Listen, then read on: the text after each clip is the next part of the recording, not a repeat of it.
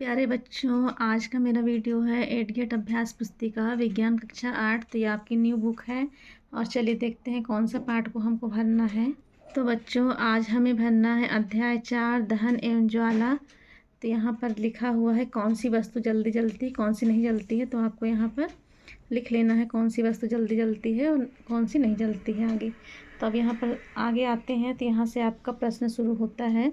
प्रश्न में है खालिस्तानों की पूर्ति कीजिए। दहन के लिए O2 आवश्यक है। ईंधन के ऊष्मीय मान को किलो जूल प्रति किलोग्राम मात्रक द्वारा प्रदर्शित किया जाता है। तीसरा है वह न्यूनतम ताप जिस पर कोई पदार्थ जलने लगता है उसको उसका ज्वलन ताप कहते हैं। और चौथा है सबसे अच्छा अग्निशामक CO। पाँचवा है ईंधनों के अपूर्ण दहन से कार्बन मोनोऑक्साइड गैस मिलती है। प्रश्न दूसरा है सही विकल्प के आगे सही का निशान लगाइए। बूझो 4 समान परख नलियों से पानी की समान मात्रा को गर्म करता है। वह अपनी परख नलियों को ज्वाला के विभिन्न क्षेत्रों में रखता है। तो इसका उत्तर होगा A नंबर परख नली। इसका दूसरा है निम्न में से किसका ज्वलन ताप अधिक होगा। A नंबर है सूखी घास। तीसरा है वायु में किस गैस की अधिक मात्रा विश्व उष्णन का कारण बनती है। तो इसका उत्तर होगा B नंबर कार्बन डाइऑक्साइड। चौथा है विद्युत उपकरण तथा पेट्रोल जैसे ज्वलनशील पदार्थों में लगी आग को नियंत्रित किया जा सकता है। इसका उत्तर होगा D नंबर कार्बन डाइऑक्साइड। भी है कौन सा पदार्थ कमरे के ताप पर वायु में जल उठता है। इसका नंबर होगा आंसर C नंबर फास्फोरस। अति लघु उत्तरीय प्रश्न दहन क्या है और यहाँ पर कुछ दिए हुए शब्द और इसमें लिखा है कि कौन सी चीज़ें जल्दी जलती हैं, कौन सी दाह पदार्थ हैं, कौन सी अदाह पदार्थ है। तो रासायनिक प्रक्रम जिसमें पदार्थ ऑक्सीजन से अभिक्रिया कर ऊष्मा देता है उसे दहन कहते हैं। दाह पदार्थ है लकड़ी, कागज, मिट्टी का तेल, काष्ठ, कोयला। और अदाह पदार्थ है लोहा, पत्थर, कांच। प्रश्न 4 है दहन के लिए आवश्यक परिस्थितियाँ कौन सी हैं। दहन के लिए वायु, ऑक्सीजन, ज्वलन ताप और दहनशील वस्तु होना। प्रश्न 5 है ज्वलन ताप किसे कहते हैं। नीले कागज तथा सूखे कागज में से किसे जलाना आसान होगा। तो इसका उत्तर होगा वह न्यूनतम ताप जिस पर कोई पदार्थ जलने लगता है उसका ज्वलन ताप कहलाता है। गीले कागज की अपेक्षा सूखा कागज तेजी से जलेगा क्योंकि सूखे हुए कागज में आग जल्दी पकड़ेगी। अब यहाँ से आपका शुरू होता है 6वां क्वेश्चन। ऊष्मीय मान किसे कहते हैं। ईंधन के ऊष्मीय मान को किस मात्रक द्वारा प्रदर्शित किया जाता है। तो इसका उत्तर हो किसी ईंधन के 1 किलोग्राम के पूर्ण दहन से प्राप्त ऊष्मा ऊर्जा की मात्रा उसका ऊष्मीय मान कहलाती है। ईंधन के ऊष्मीय मान को किलो जूल प्रति किलोग्राम मात्रक द्वारा प्रदर्शित किया जाता है। प्रश्न 7 है बंद कमरे में कोयला सिगड़ी जलाकर सोना खतरनाक क्यों होता है। कारण लिखिए। तो ईंधन का अपूर्ण दहन कार्बन मोनोऑक्साइड गैस देता है। यह अत्यंत विषैली गैस है इसलिए बंद कमरे में कोयला जलाना खतरनाक होता है। तो बंद कमरे में हमें कभी भी सिगड़ी जलती हुई नहीं रखना चाहिए। तो लघु उत्तरी प्रश्न है। प्रश्न 8 ईंधन क्या है। आदर्श ईंधन की विशेषताएं लिखिए। घरेलू और औद्योगिक उपयोगों से संबंधित ऊष्मा ऊर्जा के प्रमुख स्रोत लकड़ी, काष्ठ, कोयला, पेट्रोल, मिट्टी का तेल आदि ये पदार्थ ईंधन कहलाते हैं। आदर्श ईंधन सस्ता होता है, वायु में सुगमता से जलता है, वह अधिक मात्रा में ऊष्मा देता है और जलने में अवांछनीय पदार्थ नहीं छोड़ता। प्रश्न 9 है दहन के विभिन्न प्रकारों को उदाहरण सहित लिखिए। तो दहन के प्रकार हैं। दहन के 3 प्रकार हैं, तीव्र दहन, स्वतः दहन और विस्फोट। तो दहन यहाँ पर लिख दीजिए। तीव्र दहन में LPG, CNG, पेट्रोल और स्वतः दहन यहाँ पर बिंदी लगा दीजिए स्वतः दहन। तो यहाँ हो जाएगा फास्फोरस और कोयला और विस्फोट में पटाखा लिख दीजिए।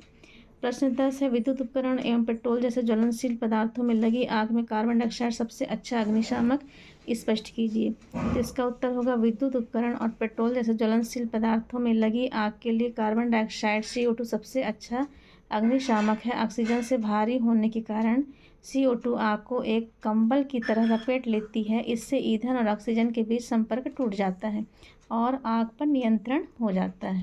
प्रश्न 11 है ईंधन के रूप में लकड़ी का उपयोग करना हानिकारक क्यों होता है। कारण लिखिए।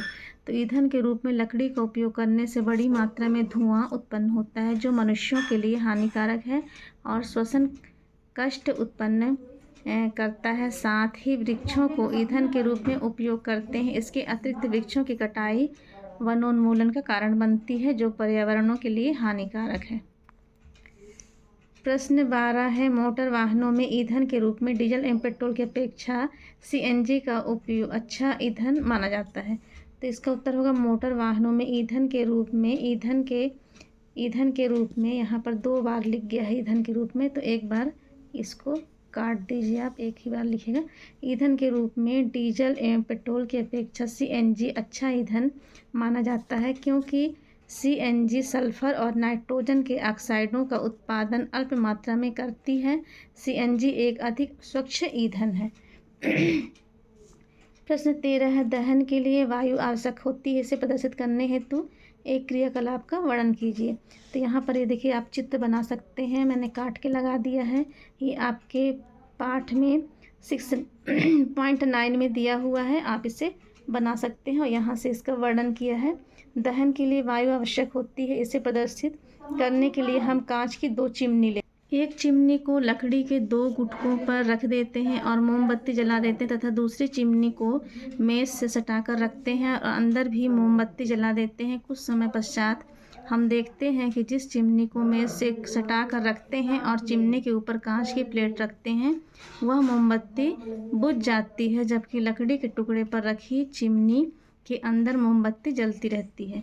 यहाँ से 14 प्रश्न है आपका, निम्न पर टिप्पणी लिखिए। विश्व उष्णन और ग्लोबल वार्मिंग में कहा जाता है इसे। पृथ्वी के वातावरण के तापमान में वृद्धि विश्व उष्णन कहलाती है। वायु में CO2 गैस की अधिक मात्रा संभवतः ग्लोबल वार्मिंग का कारण बनती है, इससे हिमनद पिघलने लगते हैं। दूसरा है अम्ल वर्षा। अम्ल वर्षा क्या है? सल्फर और नाइट्रोजन के ऑक्साइड वर्षा जल में घुल जाते हैं तथा अम्ल बनाते हैं, ऐसी वर्षा अम्ल वर्षा कहलाती है। तो यहाँ से आपका चालू होता है प्रोजेक्ट 1। प्रोजेक्ट 1 में क्या दिया है यहाँ पर कि 6 किलोमीटर की दूरी पर बूझो के पिता उसे प्रतिदिन मोटरसाइकिल से छोड़ने आते हैं, वाले आते हैं तथा पहले के पिताजी उसे प्रतिदिन कार में सारा लाते हैं। बूझो के पिताजी को प्रतिदिन मोटरसाइकिल पेट्रोल लगता है, जबकि पहले के पिताजी को प्रतिदिन साला में आने में 2 लीटर डीजल लगता है। अपने माता पिता या विवाह की सहायता से पूछकर निम्न तालिका को पूर्ण कीजिए। देखिए यहाँ पर ये भरा हुआ है, इसे आप भर लीजिए। प्रोजेक्ट है, यहाँ सब भर ली। और यहाँ पर प्रोजेक्ट नंबर 2 है, अपने आसपास के 10 घरों का सर्वेक्षण कर पता लगाइए कि खाना पकाने के लिए किस प्रकार से ईंधन का उपयोग किया जाता है, इनमें से कौन कौन से ईंधन प्रदूषण के लिए उत्तरदायी हैं। तो यहाँ पर लिख लीजिए आप, ये देखिए प्रदूषण के लिए उत्तरदायी और खाना पकाने के लिए ईंधन। तो ये आपका यहाँ पर कंप्लीट।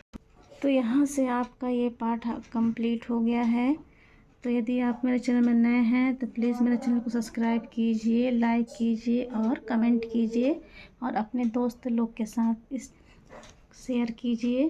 और अगले वीडियो में फिर एक नए चैप्टर के साथ मिलते हैं, तब तक के लिए bye bye. Thank you for watching.